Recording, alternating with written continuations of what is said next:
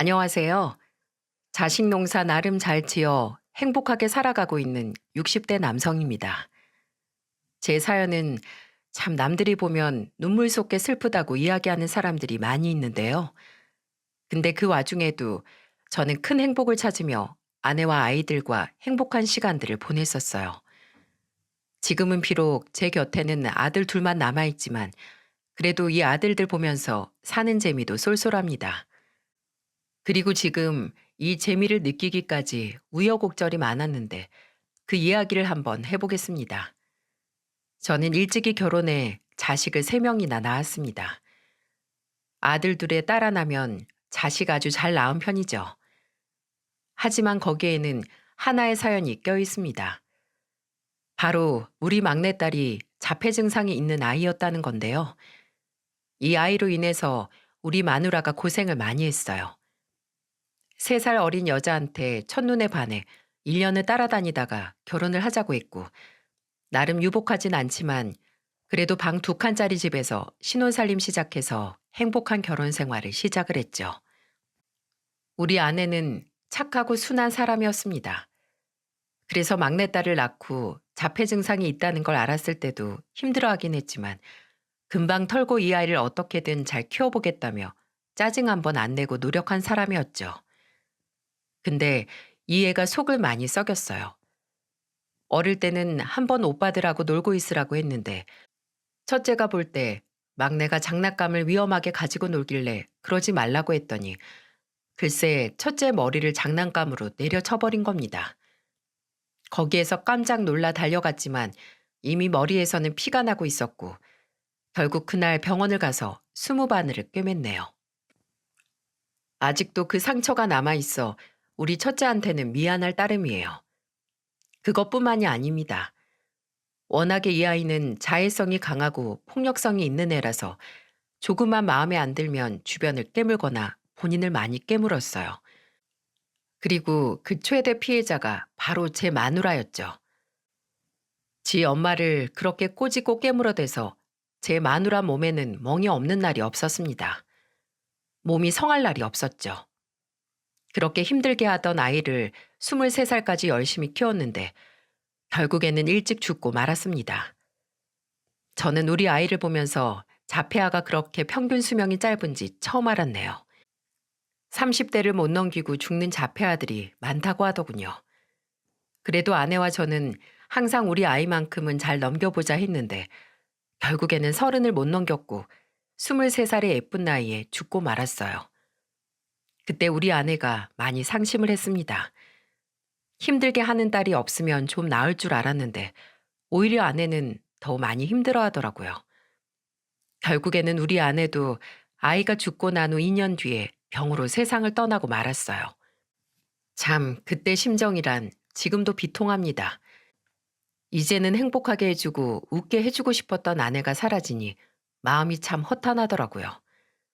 우리 아들들이 옆에서 많이 위로를 해주긴 했지만 그걸로는 제 마음이 다 채워지지가 않았어요. 그때 우리 첫째 아들이 저한테 와서 이렇게 이야기를 했죠. 아빠, 많이 힘들죠. 우리 아빠 평생 우리 때문에, 막내 때문에 힘들어 했는데, 이제야 겨우 엄마랑 큰 짐 덜고 행복하게 사시나 했는데, 엄마마저 일찍 가버려서, 이제 앞으로는 우리가 잘할게요. 둘째랑 내가 아빠한테 평생 효도하며 살 테니까 기운 내세요. 그래, 고맙다. 너밖에 없구나. 나한테는 이제 남은 건 너희 둘뿐이야. 그러니 얘들아, 우리 정말 잘 살아보자. 나도 잘할게. 너희들 엄마 빈자리 느껴지지 않게 나도 열심히 살 거야. 그러니까 걱정하지 마. 저와 큰아들은 그렇게 대화를 하며 서로 부둥켜 안고 울었네요. 사실 오늘 사연의 이야기는 우리 첫째와 큰 연관이 있습니다. 우리 첫째가 아니었으면 평생 아픔으로 지녔을 저만의 고통을 통쾌하게 해결한 사연이니까요. 우리 첫째는 어릴 때부터 엄마를 닮아 참 착했어요. 남들만큼 많이 해주는 것도 없는데 때를 써본 적도 없었고 동생들을 잘 데리고 노는 착한 오빠이자 형이었죠. 게다가 공부도 열심히 했습니다. 막내한테 들어가는 돈이 많았기에 첫째나 둘째는 학원도 제대로 못 보냈었는데 이 첫째는 그렇게 공부를 열심히 했어요. 얼마나 열심히 하는지 교과서나 책들이 다 너덜너덜해질 정도였고 그 결과로 학교에서는 전교 1, 2등을 다투는 상위권 성적의 학생이었습니다. 게다가 얼굴도 잘생겨서 어릴 때부터 인기가 많았어요. 그걸 보면서 부모로서는 얼마나 뿌듯하던지 그런 아들이 어느덧 커서는 대기업으로 입사까지 하니 더 든든한 아들이 되었겠죠. 근데 이 녀석이 30대 중반이 넘어 결혼할 나이가 됐는데도 결혼할 생각이 없어 보이는 거 아니겠습니까? 그래서 한번 이야기를 했죠. 아들아, 너 왜 결혼을 안 하니? 너 정도면 좋은 여자 얼마든지 만날 수 있을 텐데 말이야.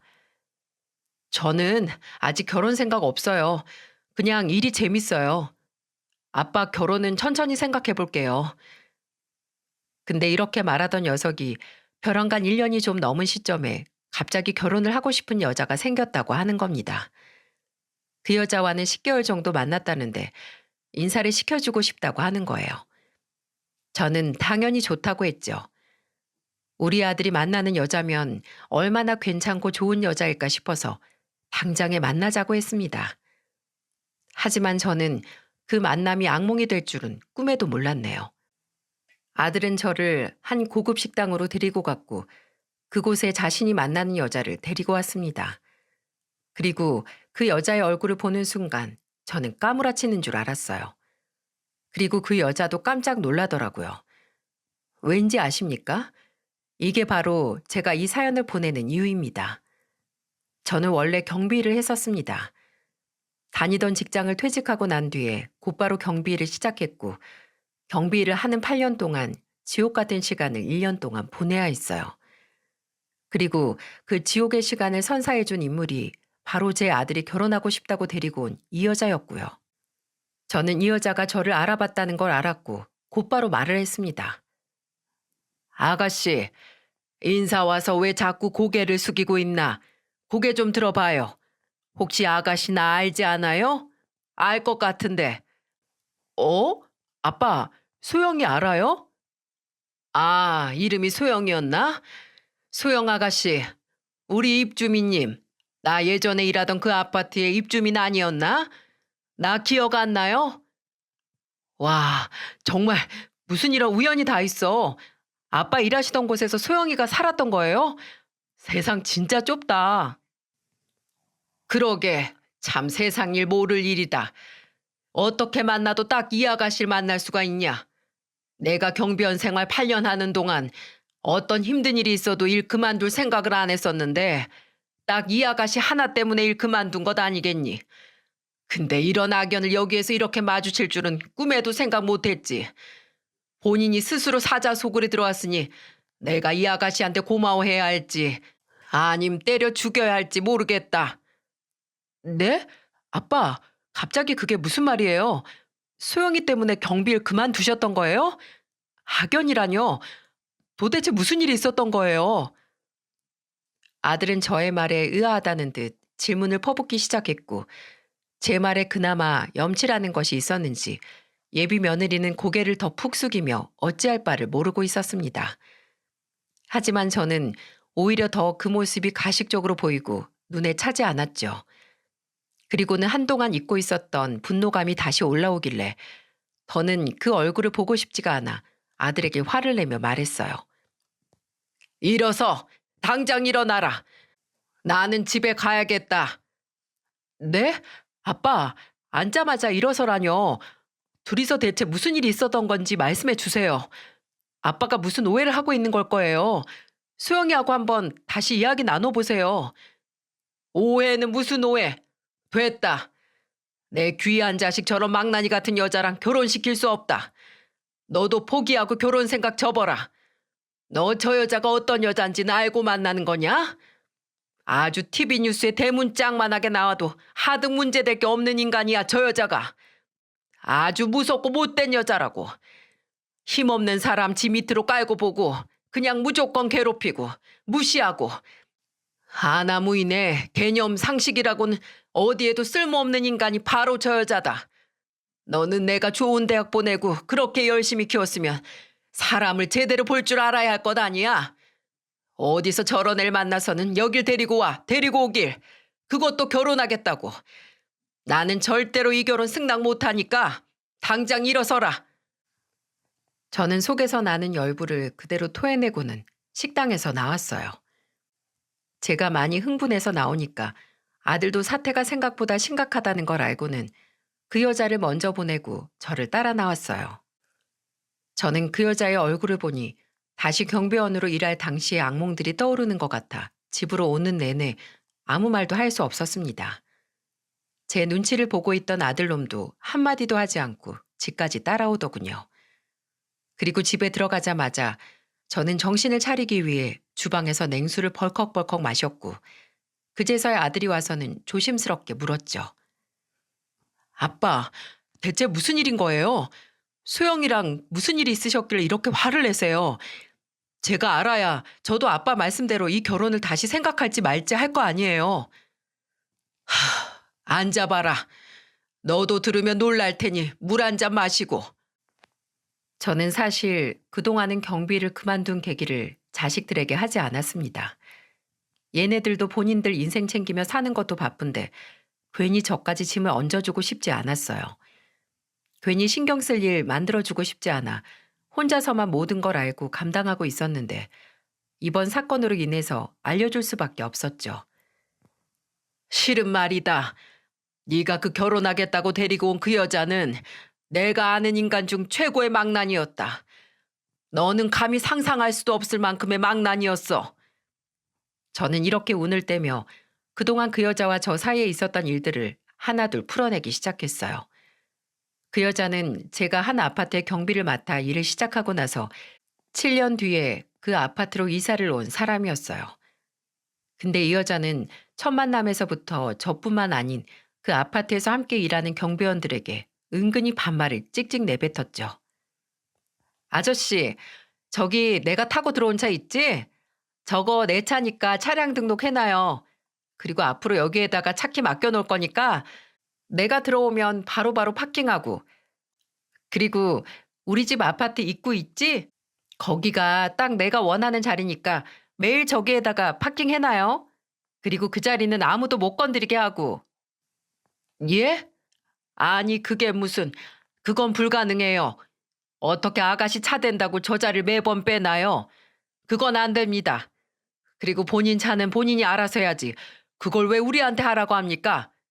차량 등록을 해놓을 테니 본인이 직접 차 대고 필요할 때마다 차 빼가고 하세요. 저는 처음 본 순간부터 중간중간 반말하는 것에도 놀랐는데 그 뒤로 나오는 말들은 정말 귀를 한번 파내고 들어야 하나 싶을 만큼 믿기지 않는 말이었어요. 그때도 한창 갑질에 대해서 TV에서 많이 나오고 있던 때였는데 정말로 내 눈앞에 갑질을 하는 여자가 나타난 셈이라 어이가 없었어요. 하지만 그 요구들을 제가 들어줄 이유가 없었기에 똑부러지게 이야기를 했어요. 뭐야? 그래서 지금 내가 말한 거 하나도 못하겠다는 거예요? 이 아저씨 세상 무서운 줄 모르네. 아저씨, 이런 고급 아파트에서 부자들 돈 받고 경비원으로 일하고 있음 자기 위치 파악을 제대로 하셔야지.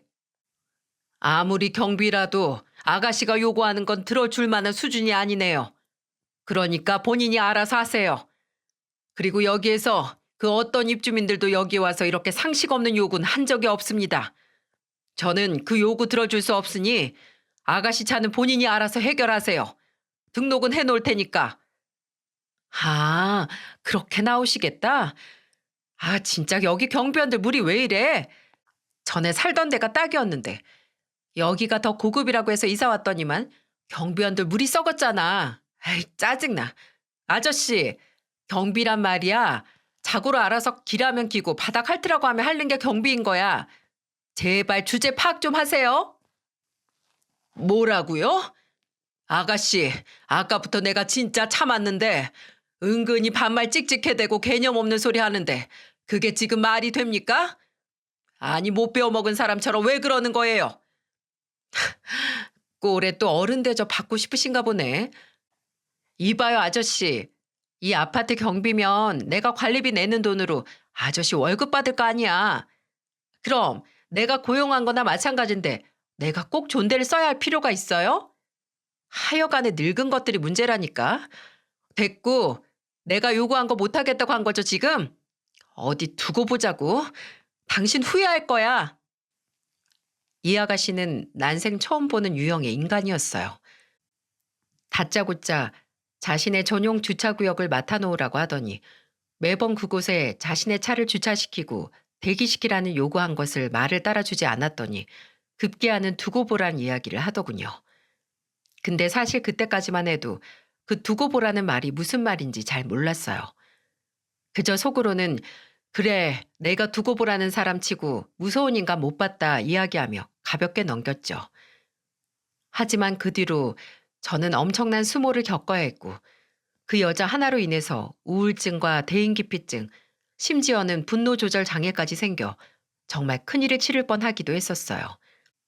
그래서 이대로 가다간 내 손으로 남의 인생도 모자라서 내 인생까지 박살나게 만들겠구나 싶어서 경비 일을 그만두게 된 거였습니다. 그 여자는 그날부터 정말 무섭게 변하기 시작했어요. 첫날 저에게 한 행동은 갑질 축에도 끼지 못했다고 볼 수 있을 만큼 이상한 행동들을 해대더군요. 처음에는 아주 참을 수 없는 진상짓을 하는 걸 시작했습니다. 이 여자는 술을 자주 마셨는데 제가 야간 경비를 하는 날이면 꼭 술을 먹고 돌아와 경비실 앞에다가 끔찍한 짓을 벌여놓았어요. 그건 바로 오바이트를 해놓는 것이었죠. 그게 저랑 한바탕 하고 난 첫날 이후 얼마 안 된 때였습니다. 교대로 근무를 하기 때문에 야간조에 들어가 있는 날이면 경비실 안에서 잠을 자고 새벽에 일찍 일어나 아파트를 한번 돌아보기 위해 경비실을 나섰는데 그날은 한 발을 내딛는 순간 발밑에 느낌이 이상했어요. 늘 왔다 갔다 하는 곳이었기에 당연히 바닥 볼 생각은 안 하고 옷을 추려입으며 나가고 있는데 순간 발 밑에서 미끌거리는 듯한 느낌이 쎄하게 다가왔죠. 뭐지 싶어서 내려다보니 놀랍게도 그것은 경비 일을 하며 경비실 앞에서는 난생 처음 보는 것이었고 누군가의 오바이트였습니다. 하지만 그때는 처음이었기에 그 아가씨의 짓인지 전혀 예상하지 못했어요. 그래서 입주민 중 한 명이 술을 진탕 먹고 실수를 했나 보다 싶어서 깨끗하게 치워놓았죠. 하지만 그 일은 몇 번이고 반복되었고 저는 경비실을 나갈 때마다 발밑을 확인하고 나가는 습관이 생길 정도로 자주 일어났습니다. 아파트 전체에 공지를 띄워보기도 했지만 전혀 먹히지가 않았어요. 우리 아파트는 경비실 앞에 CCTV도 없어 누가 그 짓을 반복적으로 저지르는지 알 수도 없었죠. 답답한 마음으로 어떻게 해결해야 하나 고민을 하고 있는데 아주 자연스럽게 이 일을 해결할 수 있는 계기가 있었습니다. 오토바이 문제로 한창 골머리를 썩고 있을 때 그 여자의 본격적인 갑질이 시작되었어요. 바로 택배로 갑질을 하던 사건입니다. 이 여자는 택배를 다른 집보다도 잘 시키곤 했었는데 문제는 그 택배를 죄다 경비실에다 맡긴다는 거였죠. 그리고는 어이없게도 이런 요구를 하더라고요. 아저씨, 거기 내 택배 와 있죠? 내가 시간이 없어서 못 가니까 그것 좀 우리 집에다가 가져다 줘요. 뭐요? 이번엔 차로 모자라 택배 가지고 오라고 시키는 거요? 아, 택배도 안 된다고? 뭐 이런 데가 다 있어? 입주민이 필요하면 돕는 게 경비 아니에요? 내가 지금 그 택배가 꼭 필요한데 내려갈 수가 없다고. 그러니까 좀 가지고 오라는 거 아니에요? 저는 솔직히 말해서 다른 입주민이라면 바로 들어줬을 부탁이었을 겁니다. 근데 이 여자라서 들어주고 싶지가 않았어요. 지금까지 몇 번 다른 입주민들의 부탁을 들어준 적이 있었기에 충분히 할 수 있는 일이었지만 이 여자한테만큼은 정말 해주고 싶지가 않더라고요. 근데 또 이 여자만 안 해주기에는 저의 직업 윤리에 걸리는 것 같아 택배를 가져다 줬습니다. 그 뒤로도 몇 번 택배를 가지고 오라고 시키기에 아무 말 않고 가져다 줬었고요. 근데 이게 또 권리로 느껴졌는지 이번에도 말도 안 되는 요구를 하나 하더군요. 아저씨, 여기 우리 집에 지금 택배 박스들 쌓여 있거든? 이걸 좀 가지고 가요. 뭐요? 이번엔 또 택배 박스를 치우라고? 아가씨 정말 해도 해도 너무한 거 아니요? 도대체 사람이 왜 그래? 택배 몇 번 가져다 줬으면 됐지. 이번엔 뭘 또 그걸 치우라고 하는 거야? 당신 부모한테도 이렇게 행동하는가? 어? 저는 기가 차서 이번에는 바락바락 화를 냈습니다. 도저히 그 택배 박스를 가지러 오라는 소리에 응해주기에는 자존심이 많이 상했거든요. 생각을 해보십시오. 60대 넘은 사람이 아무리 경비원이라고 해도 20대 여자 집으로 찾아가서 택배 박스 치워주고 있는 게 말이나 되는가요? 나이를 떠나서도 이건 내가 경비원으로서 하지 않아도 될 일이라는 생각에 이때는 못하겠다고 했습니다. 그랬더니 거기에서 또 골이 났는지 전화를 확 끊어버리더군요. 그 뒤로는 좀 잠잠한 듯 했습니다. 이 여자가 드디어 정신을 좀 차렸나 보다 싶었죠. 택배를 가져다 달란 소리도 택배 박스를 치우란 말도 없이 조용하고 평범하게 지내고 있었어요. 그러다가 또 한 번의 사건이 터지게 됩니다. 이 여자가 오랜만에 경비실에 전화를 해서는 택배를 가지고 오라고 시키던 날이었어요. 조용한 날들을 잘 보내고 있었기에 저도 악감정을 많이 지운 상태였고 택배 박스도 순순히 잘 가져다 주었어요. 근데 일은 그 뒤에 터졌습니다. 그날 오후 할 일을 모두 마치고 경비실 안에서 잠깐 쉬고 있는데 누군가가 와서 다짜고짜 행패를 부리더라고요. 아저씨, 내 택배 하나 어쨌어요? 어쨌냐고? 예? 택배 박스 다 가져다 줬는데. 무슨 소리야? 중요한 거 하나가 없는데. 오늘 아침에 들어온 택배가 하나 없어졌다고요. 아, 아침에 들어온 택배가 없었는데 무슨 소리입니까? 어제 오후에 들어온 것까지 싹 가져다 줬는데 택배 회사에 확인해 본 거 맞아요? 택배가 다 도착했다고 문자가 왔는데 확인할 필요가 뭐가 있어요? 아, 그게 얼마짜린데. 아저씨가 다 뜯어보고는 어디다가 숨긴 거 아니야? 당장 찾아내요. 당장 가지고 오라고. 이 여자는 또 바락바락 화를 내며 택배를 찾아오라고 소동을 피워댔고 아침에는 정말로 택배가 오지 않았었기 때문에 저는 너무나 억울했습니다. 근데 이 여자가 소동을 피워대니 여기저기서 사람들이 모이기 시작했어요. 무슨 일이야, 아가씨? 왜 이렇게 소동을 피워요? 아, 글쎄, 이 경비 아저씨가 내 택배 훔치고는 안 가져갔다고 우겨대잖아요. 그게 얼마짜리 시계인데. 당장 찾아내, 이 아저씨야. 아, 글쎄, 택배가 아직 안 왔다고. 아침에 경비실로 들어온 택배가 없는데 뭘 어떻게 가지고 오란 겁니까?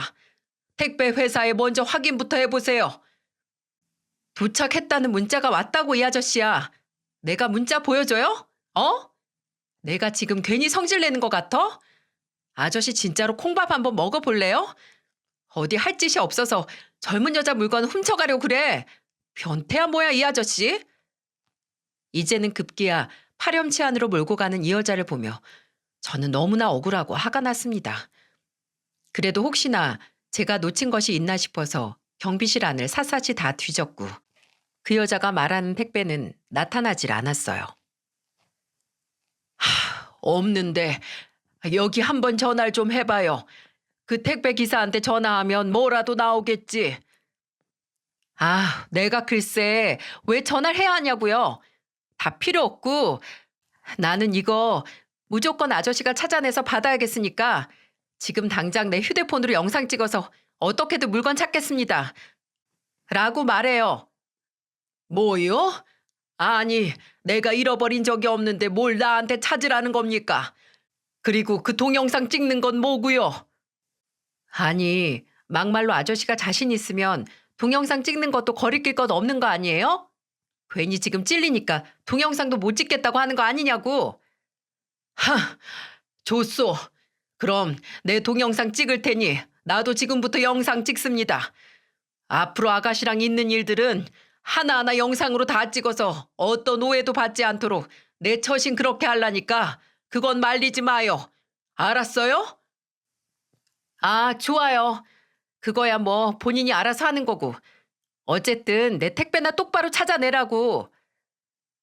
저는 말도 안 되는 여자의 요구를 들어주면서 정말 너무나 큰 수치심을 느꼈지만 대를 위하여 소를 희생한다는 생각으로 그 영상을 찍어주었습니다. 그리고 그때부터는 저도 이 여자와 연관된 모든 순간들을 영상으로 기록하기 시작했고, 그 외에 경비실에서 일어나는 일들을 하나하나 다 찍었어요. 혹여라도 또 생각지도 못한 곳에서 제가 오해받을 일이 생기면 어쩌나 겁이 나기 시작했거든요. 그렇게 낮에 한바탕 여자로 인해서 소란을 피우고 저녁이 되었는데 갑자기 여자가 와서 저한테 이러는 겁니다. 아저씨, 택배 일은 내가 이번에 딱 한 번만 봐줄게요. 내가 선심 쓸 테니까 앞으로는 일 처리 똑바로 해요. 하고는 가는 거예요. 이게 다 무슨 소린가 싶어서 어이가 없었는데 그래도 어쨌든 택배는 일단락이 된 건가 싶어서 다행이다 생각이 들었습니다. 근데 재밌게도 저는 그 다음날 바로 그 여자가 왜 그랬는지를 알 수 있었어요. 어제 아침에 다녀왔다던 그 택배 기사가 오늘은 다른 택배를 들고 찾아왔고 경비실에 맡겨야 할 택배들을 옮기면서 저한테 이렇게 이야기를 하더군요. 아저씨, 아니 도대체 1702호 그 여자 뭐예요? 아휴, 진짜 제대로 진상짓 하던데요. 예? 그 여자가 왜요? 아니, 어제 내가 분명히 1712호로 되어 있길래 택배 거기다가 가져다 놨거든요? 근데 갑자기 전화를 해서는 자기 택배 어쨌냐고 나한테 막 승질을 부리는 거예요. 그래서 아니 도대체 어디길래 그러냐고 물었더니 1702호라고 하길래 나는 1712호로 적혀 있어서 거기로 택배를 보냈다. 이렇게 얘기했더니 나한테 되려 버럭 화를 내는 거예요. 아니 본인이 호수를 잘못 썼으면 본인 잘못이지. 왜 나한테 난리를 피우냐고요. 거기다가 경비실에다가 가져다 놓으라고 안 써 있었냐면서 그런 거 확인 전화하는 건 기본 아니냐면서 승질에 승질을 내는데 진짜 아우 열받아서 혼났어요.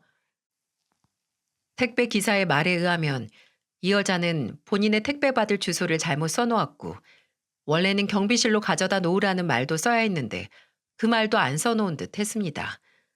그러니 택배는 당연히 잘못된 곳으로 갈 수밖에 없었고 그걸 고스란히 본인 잘못인지도 모르고 저한테 와서 화를 냈던 거였죠. 평소에 왔다 갔다 하면서 커피 한 잔 타 마시면서 얘기를 잘하고 지냈던 택배기사였기에 저한테 이런 스스럼 없는 말을 해줬던 건데 저는 그 덕에 이 모든 사건의 전말을 알 수 있었습니다. 저는 이때다 싶어서 이 택배기사가 1702호 이야기를 시작할 때부터 곧바로 동의를 구하고 영상을 찍었고 그 여자의 진상짓을 하나 모아놓을 수 있었어요. 그리고 또 하나의 결정적인 걸 잡을 수 있었죠. 저는 아무래도 그 오바이트 하는 범인도 좀 잡아야 할 것 같아 동영상을 찍기 시작한 날부터 아들 녀석이 옛날에 사준 카메라가 하나 있었는데 그걸 경비실에다가 놓고는 범인이 나타날 때까지 촬영을 했었어요. 그리고 거기에서 얼마 못 가 범인을 잡을 수 있었습니다. 그렇게 카메라를 설치하고 난 며칠 후에 또 경비실에서 잠을 자고 밖에 나오는데 오바이트가 있는 거 아니겠어요? 그래서 바로 카메라부터 확인을 했죠. 그랬더니 그 안에서는 놀라운 인물을 볼 수 있었습니다. 그 범인은 다름 아닌 입주 첫날 저에게 와서 진상을 벌였던 그 개념 없는 아가씨였고 이 여자는 오바이트를 하다가도 더 이상 나오지 않으면 본인 손을 찔러서라도 더 심하게 개원했었어요. 첫날 자신의 요구를 들어주지 않자 두고 보라는 말을 하더니 그게 이런 말이었나 싶어서 정말 너무나 큰 충격을 받았고 그 모든 것이 의도적이었다는 사실에 저는 경악을 금할 수가 없더라고요. 저는 이걸 어떻게 해결을 해야 할까 고민이 많았어요. 그래서 고심을 하다가 이를 어떻게 해야 할까 하다가 직면하기로 했습니다. 그 여자가 아침에 출근을 할 때 제가 붙잡고 이야기를 했어요. 이봐요, 아가씨. 뭐야, 비켜요. 나 출근하는 거 안 보여요? 잠깐 나랑 얘기 좀 하죠. 뭐래? 저 바쁘거든요? 아우, 비켜요. 아침부터 짜증나게 왜 이러는 거야, 진짜? 오늘 새벽에, 그리고 오늘 새벽뿐만 아니라 지금까지 쭉 경비실 앞에다가 오바이트 해놓은 거 아가씨잖아. 당장 저 앞에 있는 거 치우고 가쇼. 아, 뭐래니 또? 나 아닌데요? 저게 내가 그랬다는 증거 있어요? 증거? 정말 어디까지 해야 이 여자의 끝이 보일까 싶어서 저는 점점 더 지치기 시작했어요. 그래도 그나마 그 택배 사건 이후로 본인 스스로 민망하고 창피했는지 조용히 있어서 괜찮은 줄 알았는데 알고 보니 이 오바이트로 계속해서 저를 괴롭히고 있던 거였기에 저는 그냥 넘어갈 수가 없었습니다. 그래서 바로 제 카메라 영상을 보여주었죠. 자, 여기 이래도 발뺌할 건가? 여기 이렇게 증거가 떡하니 있는데 도대체 왜 술 마시고 와서는 여기에다가 오바이트를 합니까? 할 짓이 그렇게 없어요? 전날 이사 와서 다짜고짜 두고 보라고 하더니만 이런 식으로 사람한테 안 갚음하고 택배도 원래는 본인이 잘못한 거였으면서 도대체 왜 그러는 거요? 이 여자는 저의 카메라 영상을 보더니 처음에는 당황하는 듯 했습니다. 하지만 이내 얼굴 표정이 싹 바뀌더니 이렇게 말을 하더라고요. 이 아저씨 진짜 무서운 아저씨네. 아저씨, 왜 남의 모습을 찍고 난리야? 경찰서 가고 싶어요? 내가 콩밥 먹여줘야 정신 차릴 거예요? 초상권 침해가 얼마나 무서운지 알고나 이러는 거야, 뭐야? 당신, 내가 누군지 알아? 알면 무서워서 바로 빌빌거릴 정도로 대단한 사람이에요, 내가. 어디서 감히 이따위 짓을 해? 당장 이 동영상 지워요. 안 그럼 콩밥 제대로 먹여줄 거니까. 이 여자는 되려 본인이 화를 내며 신고하겠다고 난리를 피워댔어요. 하지만 거기에서 질 제가 아니었죠. 신고해봐 어디. 분명 당신 입으로 앞으로 동영상 찍어도 된다고 이야기했었어. 당신 오늘부터 또 이 짓거리 하면 이 동영상들 내가 아파트 전체에다가 다 뿌려버릴 거니까 어디 신고해봐. 경비원이라고 사람 우습게 알고 막대하는데 당신 그렇게 살면 안 되는 거야. 언젠가는 꼭 당신한테 다 돌아갈 거라고. 그래서 어쩌라고. 에이, 짜증나. 이놈의 아파트 괜히 이사 와서는. 지지 않고 반박하는 저의 당당한 모습을 보며 여자는 순간 주춤하더라고요. 그리고는 괜한 짜증을 부리며 그 자리를 떠났고 다행히도 그날 이후부터 오바이트를 하는 일도 없어졌습니다. 하지만 언제 터질지 모르는 시한폭탄이었기에 저는 노이로제가 걸릴 정도로 하루하루를 긴장하며 지내야 했습니다. 게다가 종종 와서는 괜히 쓸데없는 걸로 시비를 걸며 욕하고 화를 내는 일이 다반사였기에 저는 그 모든 것들을 영상으로 다 찍어놨었어요. 하지만 그 증거들을 다 찍는다고 해서 그 여자의 갑질이 사라지는 건 아니었기에 저는 스트레스성 두통까지 일어나 매일 두통약을 먹으며 지내야 할 정도였어요. 그러다 한 가지 사건이 또다시 터졌고 저는 그 일이 일어나면서 완전히 인생의 바닥을 경험하게 되었습니다. 마지막 그 오바이트 사건이 있은 뒤로 딱 한 달 정도가 지난 시점이었어요. 어느 날 그 여자가 경비실로 들어왔어요. 택배 사건 이후로는 또 같은 실수를 안 하려고 했던 건지 모르겠는데 택배는 본인이 알아서 잘 가지고 올라갈 때였습니다. 택배가 없는 날은 째려보고 지나가거나 괜히 시비를 걸어서 성질을 냈었고 택배가 있는 날은 쌀쌀맞게 들어와 택배만 딸랑 가지고 가거나 또 시비를 거는 게 일상이었는데 그날은 또 무슨 트집을 잡아 성질을 부리려는지 택배를 가지고 가더니 저한테 또 말을 시키더라고요. 아저씨, 혹시 지금 나 봤어요? 택배 줍는 내 모습 봤냔 말이에요. 아, 무슨 소립니까 또. 아가씨 택배 줍는 모습을 보다니요. 아니, 내가 지금 택배를 들고 탁 일어서니까 아저씨 눈이 나를 향해서 있잖아요. 그게 나를 계속 쳐다보고 있었다는 건데 아저씨 변태야? 왜 남의 몸을 훔쳐봐요? 뭐라고요? 훔쳐보다니. 누가 누굴 훔쳐봤다고 그래요? 진짜 아가씨 나한테 왜 이럽니까 대체? 내가 아가씨를 왜 훔쳐봐요? 택배 잘 가지고 가나? 다른 택배랑 섞이진 않나? 그거 확인하려고 그쪽을 보긴 했겠지. 근데 아가씨를 내가 왜 훔쳐봐? 거봐, 나 보고 있었네. 진짜 이 아저씨 안 되겠네. 여자는 급기야 저한테 안 되겠다는 소리를 짓거리며 경비실 문 밖으로 나갔습니다. 그리고는 벼랑간 큰 소리로 외치기 시작했죠. 여기 누가 신고 좀 해주세요. 이 아저씨가, 여기 변태 아저씨가 나를 경비실 안에서 음흉하게 쳐다봤어요. 누가 당장 신고 좀 해주세요. 저 너무 무서워요. 이렇게 소리를 지르는 통에 주변에 있던 사람들이 또다시 경비실로 모여댔어요. 다들 웅성웅성거리며 무슨 소란인가 물어봤고 이 여자를 제가 훔쳐봤다는 이야기를 들으면서 저를 파렴치한을 보는 눈빛으로 쳐다보기 시작했습니다. 저는 너무나 억울해서 이야기를 했어요. 아니에요. 누가 음흉하게 쳐다봤다고 그럽니까? 택배 가지고 가길래 그걸 잘 가지고 가나 그쪽 방향을 봤었다고. 내가 아가씨를 왜 쳐다봅니까? 쳐다보길. 진짜 제발 그만 좀 해요. 도대체 나한테 왜 이러는 겁니까? 아저씨가 나를 쳐다봤으니까 그러죠. 솔직히 말해서 그럼 내가 다 용서해 줄 테니까 나 봤어요? 안 봤어요? 안 봤습니다. 안 봤다고요. 자, 여기 당신이 들어올 때부터 찍은 내 동영상이요. 이거 보면 알겠네. 저는 이 여자가 들어올 때부터 찍고 있었던 영상을 바로 함께 확인을 했고 역시나 제가 그 여자를 쳐다보는 듯한 모습은 어디에도 나와 있지 않았어요. 대신에 제가 쳐다보는 방향이 여자와 함께 있는 택배이긴 했어서 그 여자는 그걸 보고 마구 우겨댔어요. 이봐, 여기 아저씨가 나보고 있잖아. 이게 어떻게 아가씨를 보고 있는 거야? 좀 똑바로 봐봐요. 아, 나는 모르겠고 어쨌든 아저씨 딱 걸렸어. 어디 두고 보자고. 이 여자는 또 두고 보라는 소리를 하며 자리를 떴고 그 이후로 여기저기 아파트에 제가 이 여자를 훔쳐본 변태라고 소문을 내기 시작했습니다. 그 덕에 사람들은 저만 보이면 수군대기에 바빴고 결국에는 제가 해명을 하고 주변 경비원들이 같이 목소리를 내줘도 소용이 없었어요. 제가 동영상을 뿌려도 이건 이미 제가 파렴치한이 된 상황이었기에 그냥 다 포기하게 되더군요.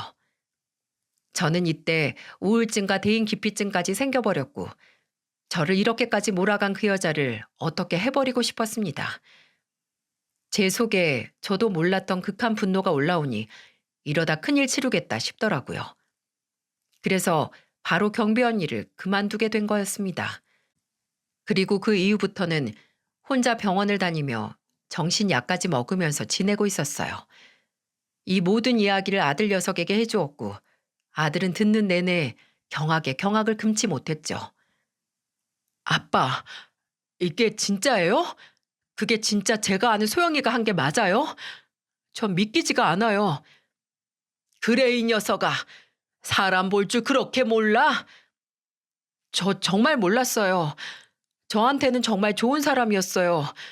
순수하고 착하고 모난 부분 없이 맑은 사람이었는데 제가 진짜 깜빡 속았네요.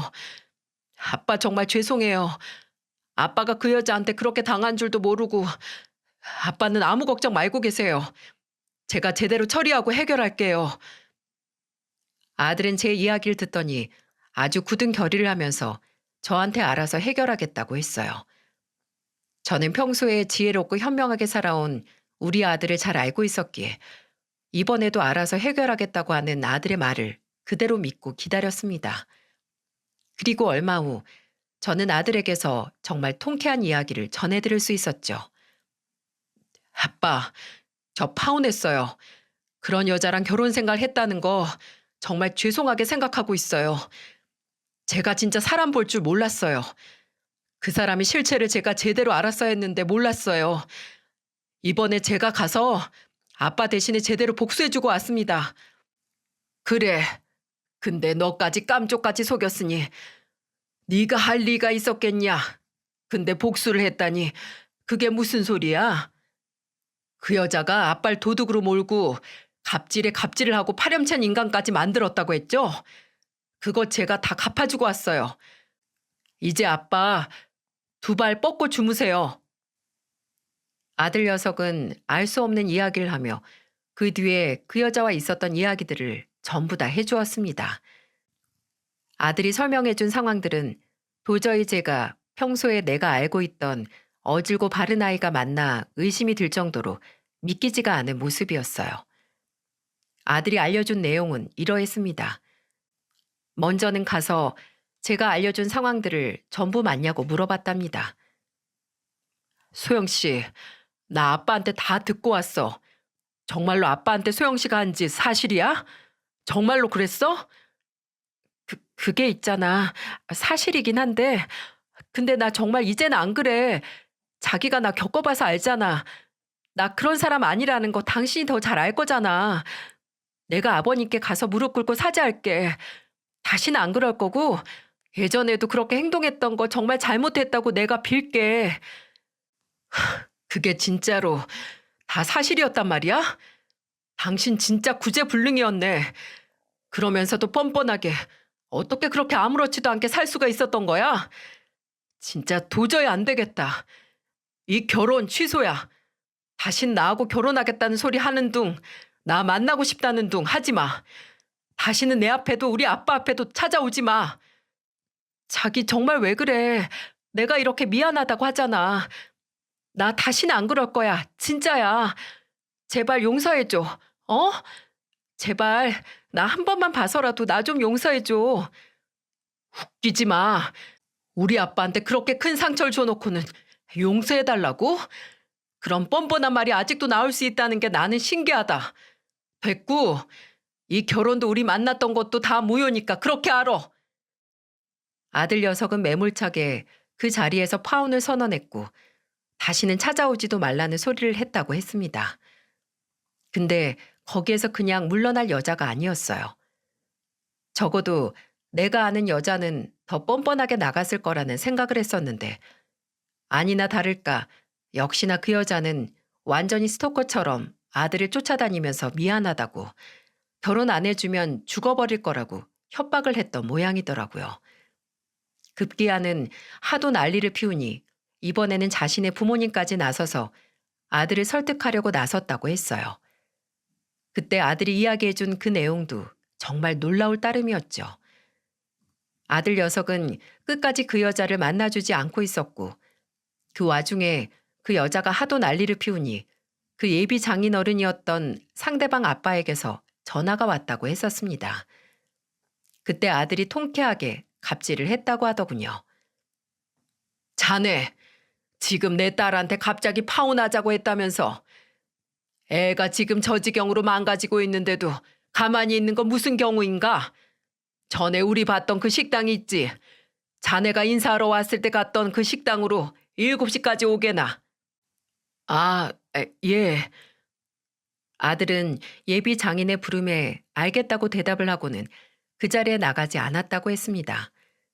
그랬더니 당연스럽게 그쪽에서 전화가 왔었겠죠. 근데 그때 아들의 태도가 상당히 놀라웠어요. 자네, 지금 이게 무슨 경우 없는 짓인가? 내가 분명 7시까지 나오라고 하지 않았나? 1시간이나 지났는데도 왜 안 오는 거야? 저 안 나갈 건데요. 그리고 제가 파혼을 하기 전에 왜 파혼을 생각했는지 백 따님한테 먼저 물어보십시오. 그거 들으면 절대로 나한테 이렇게 못합니다. 그리고 다시는 전화하지 마세요. 아들 녀석은 그 장인이 될 뻔한 사람에게 거의 갑질하는 식으로 이야기를 했고 그 예비 장인에게 본인의 이야기를 하지 않은 여자도 어이가 없어서 파혼 이유를 직접 물어보라고 했다고 했어요. 그리고 또 하나 선물을 던져주었다고 하더군요.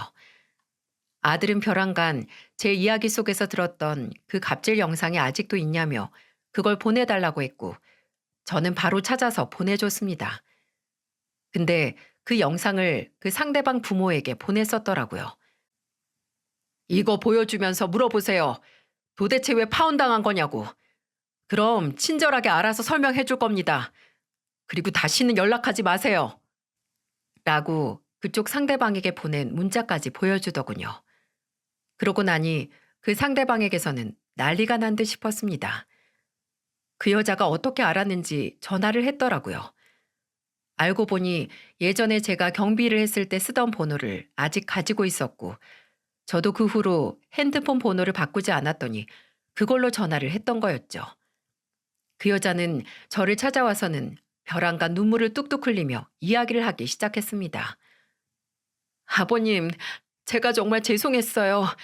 제가 죽을 죄를 지었어요. 평생 제가 살면서 갚을게요. 그러니까 저 좀 용서해 주세요. 제발 저 건희 씨랑 결혼하게 해주세요.